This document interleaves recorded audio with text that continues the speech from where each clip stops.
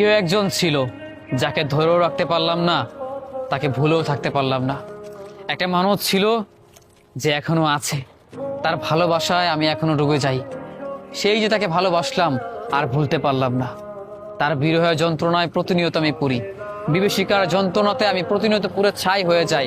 তারপরেও তাকে আমার ভোলা হয়ে ওঠে না। সেই মানুষটা আমার হয়ে ওঠেনি, সে আমার হয়ে থাকেনি, তারপরেও তাকে ভুলতে পারেনি।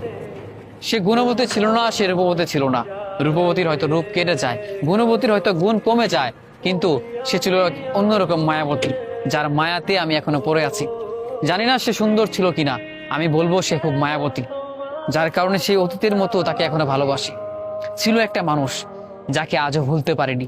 ছিল একজন ভালোবাসার মানুষ যে ভালোবাসার স্বপ্ন দেখিয়েছিল, বিপরীতে ভালোবাসিনি ঠিকই, কিন্তু তাকে আমি ভালোবেসেছি। সেই যে তাকে ভালোবাসলাম, তারপর থেকে বিশ্বাস করেন কোনো মানুষকে আর ভালোবাসতে পারেনি।